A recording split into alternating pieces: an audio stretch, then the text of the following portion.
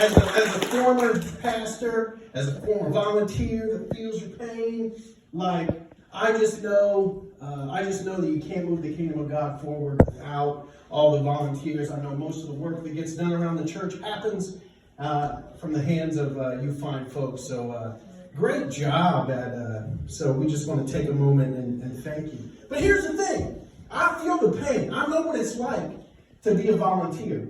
And I know, like, when you first start going to a church, you love all kinds of time and attention with the pastor. You love that attention. But after you start volunteering, you realize, oh, the pastor's the guy that he always asks me for money I don't have to give, time I don't want to serve, and life change I don't want to make. So all of a sudden, your conversations with the pastor are a little bit briefer on Sunday. Yeah, I'll see you next Sunday. I'll see you next Sunday, pastor. And the guys with the truck, they don't even answer the phone anymore. Oh, no, I'm not hauling gravel this week. And so, the interesting thing is about me doing comedy, there's some challenges I have with doing comedy. The first one being, I'm not even the funniest person in my house. If you know Kim Merrill, she's the funniest person in my house. You can applaud her. Like, I actually encourage you to do that. Now, my son, I'm not even number 2. Like, my son's number 2. Tell you a little bit about my son. I'll tell you a joke my son tells. So my son actually was diagnosed on the autistic spectrum. Someone came up to him and said, David, his name's David as well, says, David, you do know that autism is caused by vaccines. I said this to my son. He looks up, says, I don't have polio. It took me a bit. I was worried for a second because I know vaccine sometimes is a bad word at churches. And so, I just like to start my comedy up with the most offensive conversation we can have. Like the most sensitive topic that we can bring up. I should have worn my MAGA hat and my Biden shirt. Because I'm an equal opportunity offender.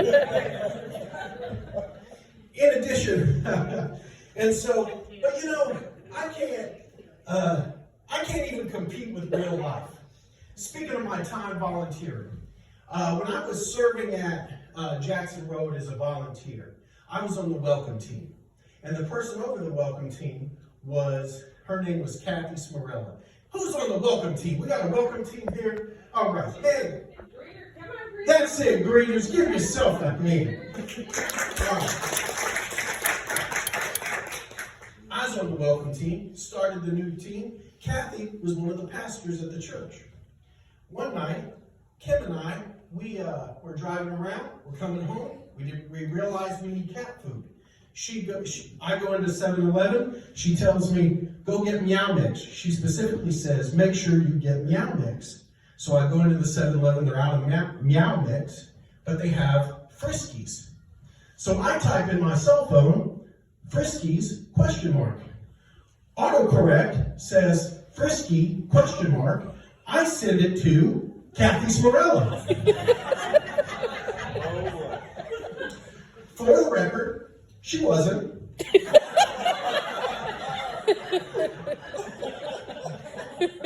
And that's how you get unwelcomed on a welcome day.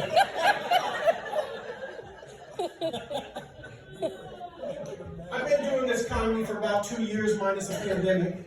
And I went out and got a book on comedy. And one of the things that it said if you have something distracting about yourself, to call that out right front. Like if you got a lazy eye or a scar or a tattoo, to call that out right up front so that people know, it doesn't distract them. They can go on your comedy train.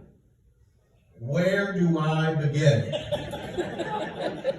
I'm fat, I'm bald, I look like everybody's creepy uncle. This could take over my whole routine. So, I've been comparing, as I've been leaning into this comedy thing, I've been comparing what it's like to be a pastor and what it's like to be a comic. The first one being is I don't have to pretend to like the crowds anymore.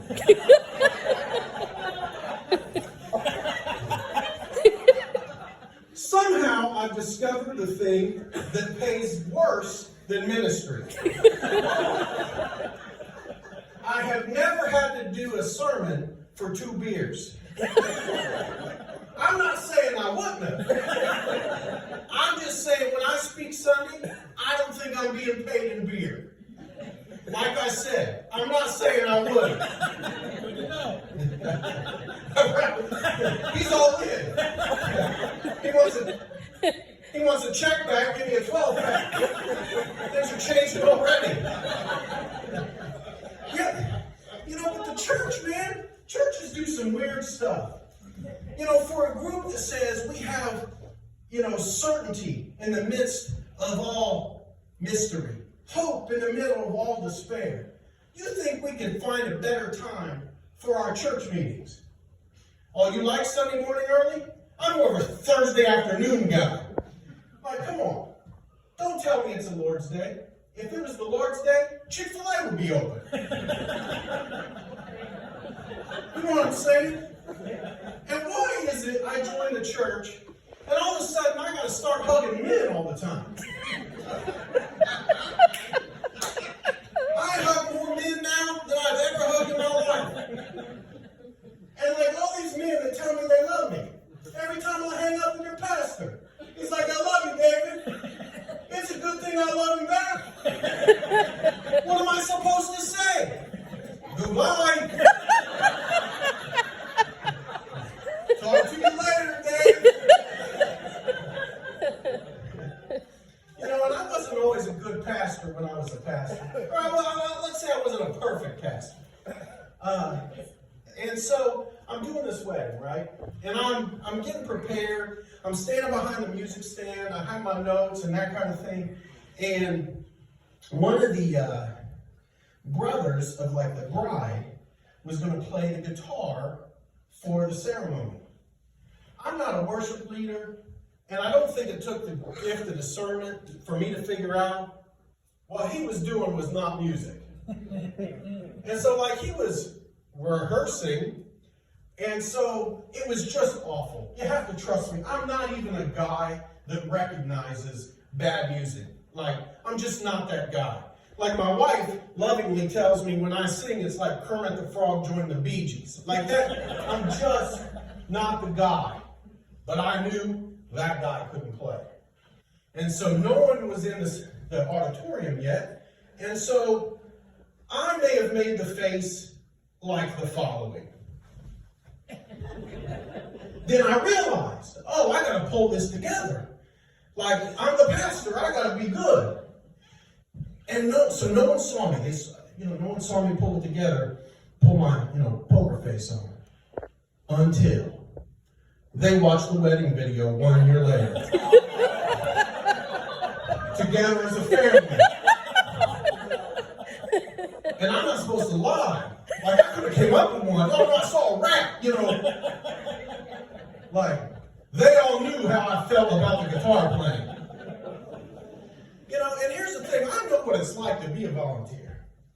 Well, at least I know what it's like to be a volunteer in the churches I come from. See, where I come from, sometimes either someone else on your team or some of the people you're serving, we call them extra grace required. Grace developers.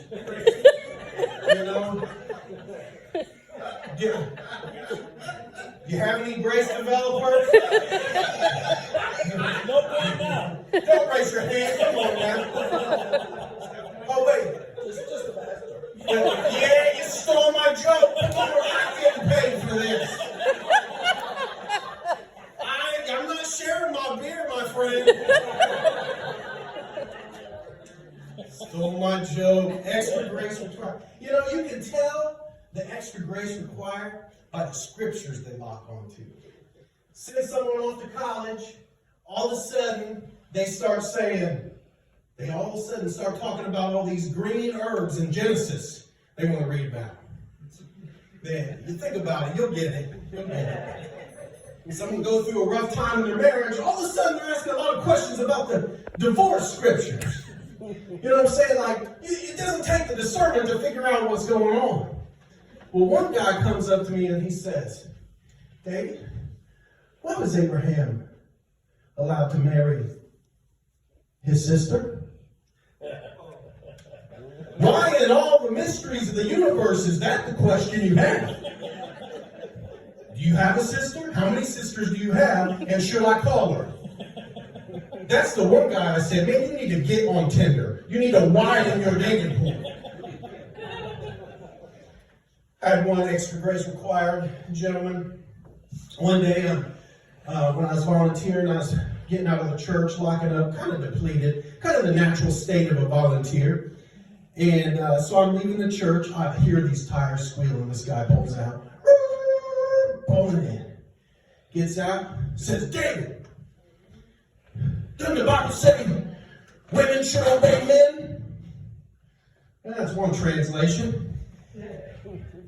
Ladies, don't, just relax. I know it doesn't say that. That's what he thought it said. Women should obey men?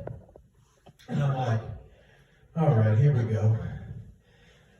Like, so I did the right thing. Hey, well, why don't you tell me how we can love your wife more? You know, I did all those things. That's not what I wanted to do. What I wanted to do is say, you're absolutely right. It does say that. It means exactly what you think it does. And you need to lead a Bible study right now, and I'm going to get the popcorn. I'm not missing this show. This woman had some spine, y'all. That'd have been a blast. But I had to be a good pastor. I had to be a good volunteer. So, in addition to that, speaking of marriage, though, man, marriage has its ups and downs when you're married to me. You know? So one night, I get it. I get the challenge that gentleman was going through.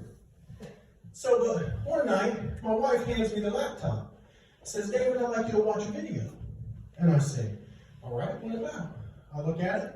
The title of the video is How to Speak to Your Wife with Love and Grace.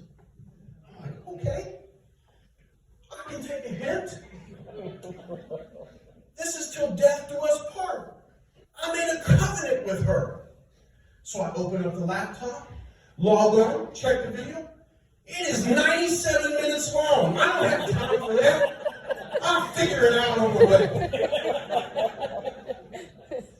Despite my inability to watch a video on behalf of my wife, I have picked up the occasional book from time to time to try to be a better husband. One of them I picked up was Men Are From Mars, Women Are From Venus. I thought I had trouble when I thought she was from South Bend. Now I'm dealing with an alien life form? Now don't fool me. Christian books aren't any better.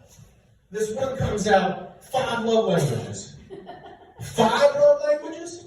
I thought high school English. How many Rosetta Stones is that going to take?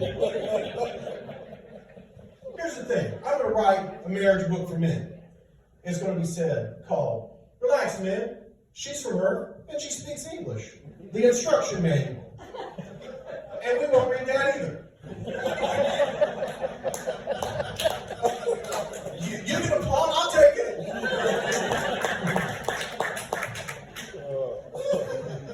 He probably bought the wrong kind of beer anyway.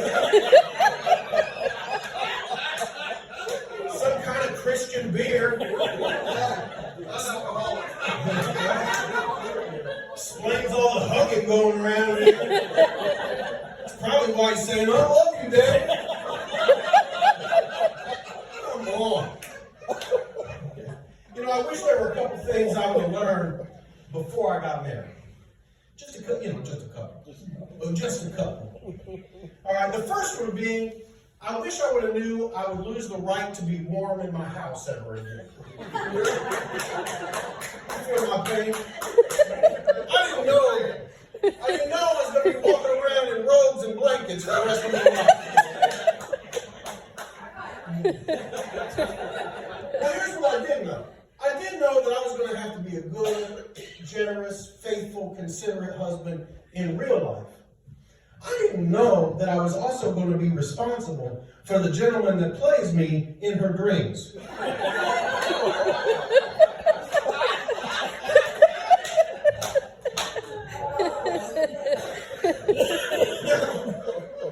I don't know if I'm making his life miserable, but he's sure making my life miserable.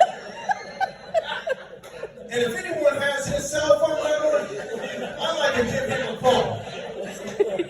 Because I'm kind of done being held accountable for Dreamland Day. I wish he was a better husband. You know, you heard about this Joel Osteen thing going on? You hear about this Joel Osteen thing? Now, I'm not. Here's the thing about Joel Osteen. You hear this. The plumber found $600,000 in the walls of their bathroom at the church. All right? Now, here's the thing. I used to read little Joel Osteen, and he's all big into, like, hope and speaking of faith and that kind of thing. And my faith has since grown. I kind of outgrew, or I feel like I kind of outgrew Joel Osteen, all right? Someone just decided, like, you better outgrow Joel Osteen. We'll cancel you this Sunday. We'll pay someone else in beer. All right, so we're a good company, y'all. All right, so here's the thing, though. My walls aren't bleeding $600,000. Oh, maybe this faith-speaking word. Kim, don't you question why I'm tearing up the drywall at the house this weekend. Pastor Dave, just leave me alone in the restroom. You'll get your cut of God's favor. Where do we begin? I gotta find God's favor in this place. Maybe he's on to something. So, anyway, not only do I struggle, being a husband, a volunteer, I'm actually just like not a good middle-aged white male. Like, I'm not good at any other race or gender either. I'm just not good at my lane. And so, sometimes as a white man, people assume I have money. They'd be wrong. That's Kim. She got the purse. We know where it's all at.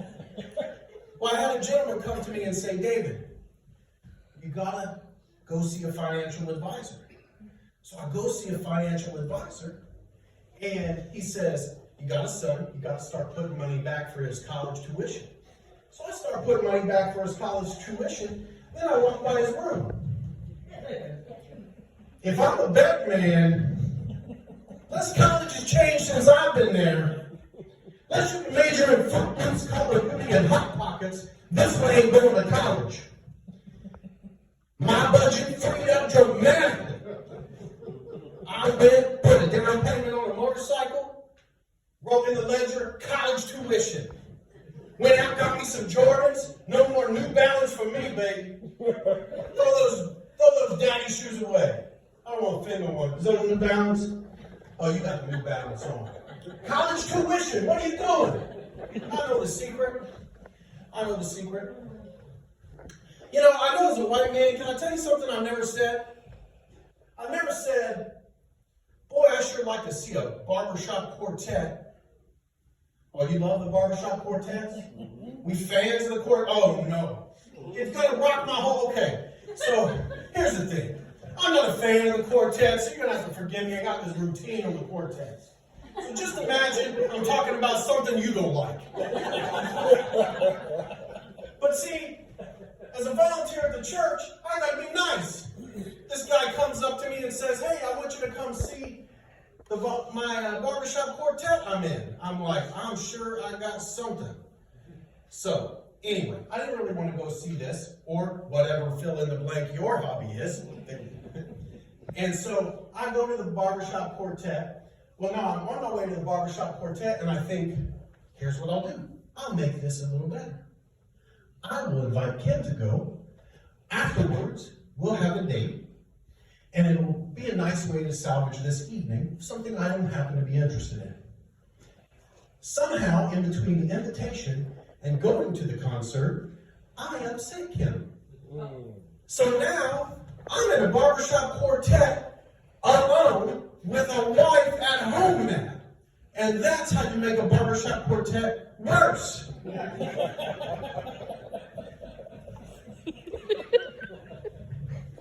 In addition to having my son, I have a daughter who's given me my first grandchild, who happens to make me a millennial, and so she is in that age range. Any grandparents in the room? Awesome grandparents. Love the grandparents here.